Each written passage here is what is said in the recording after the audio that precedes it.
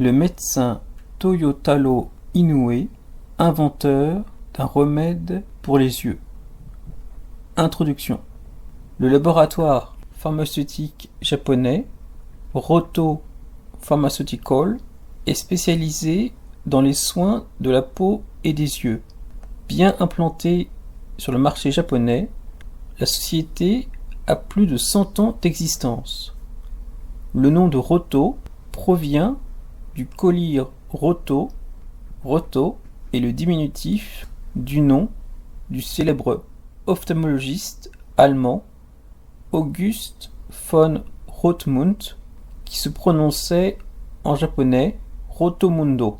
À la fin du XIXe siècle, Rothmund fut le professeur du médecin japonais Toyotaro Inoue, à l'origine de ce remède pour les yeux.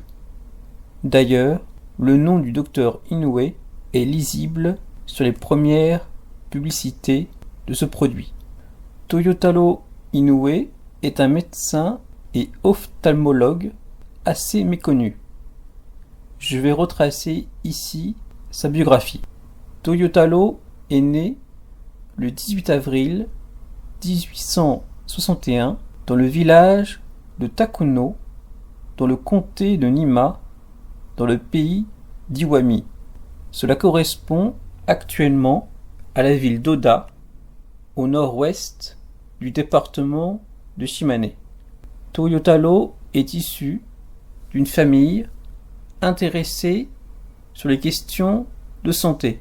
Son grand-père, Kyo-an, est médecin. Son père, Ryu-an, est un fervent bouddhiste qui distribue gratuitement des médicaments aux plus démunis. En 1880, Toyotaro suit des cours de médecine à la clinique de Matsue, nouveau nom de l'hôpital public de Matsue. C'est la future école de médecine du département de Shimane. Toyotaro en est diplômé en 1884. Il obtient une licence pour exercer la profession de médecin. Il travaille alors à l'hôpital Naka-Alai dans la ville de Hagi, dans le département voisin de Yamaguchi. Il démissionne en 1887 et part pour Tokyo. Il désire en effet approfondir ses connaissances en termes d'hygiène et de santé. À l'époque, les scientifiques allemands sont considérés comme les plus novateurs. Toyotaro s'inscrit donc dans une école pour apprendre l'allemand. En décembre 1890, il part en Allemagne. Il suit des cours dans plusieurs universités allemandes, dans celles de Berlin, Jena, Erlangen et Munich. Je n'ai pas trouvé de preuves pour les deux premières. Toyotaro s'inscrit le 29 décembre 1893 pour un semestre à l'université d'Erlangen. À la suite de cela, il poursuit ses études à la faculté de médecine de l'université Ludwig Maximilian de Munich pour un an. Toyotaro y est l'élève du professeur Rothmund. Il y obtient le titre de docteur en médecine en 1895 sous la direction de l'anatomiste Nikolaus Rödinger. La thèse d'Inoue retrace l'évolution des connaissances sur la formation du cristallin de l'œil. Il y décrit des observations sur le développement de la lentille chez les amphibiens, notamment chez le triton et l'axolotl.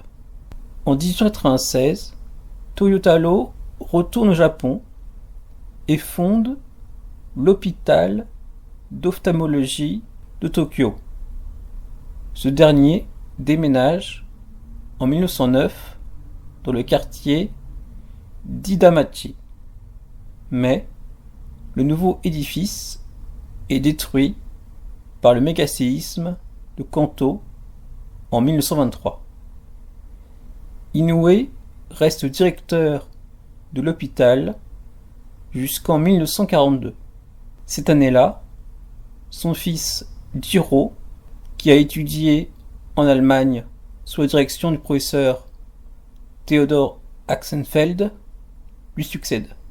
En parallèle de son travail de médecin, Inoue publie de nombreux ouvrages. Ses écrits portent notamment sur des questions d'ophtalmologie. En voici une petite sélection. Tout d'abord, en 1899, le livre Gombyo Torahomu Lon, littéralement traité sur la maladie oculaire du trachome, qui aborde les méthodes de prévention publique et individuelle, ainsi que les principes généraux de l'hygiène oculaire. L'ouvrage est plusieurs fois réédité.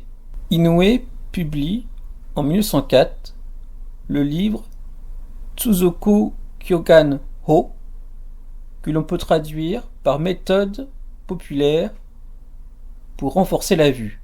Pour Inoue, la vue est en effet le sens le plus crucial pour l'être humain, parce que elle permet d'accéder à les connaissances. Le docteur souligne aussi que lunettes ou lentilles peuvent compenser artificiellement certaines fonctions, mais que la perte ou l'affaiblissement du nerf ne peut être amélioré que par des processus naturels.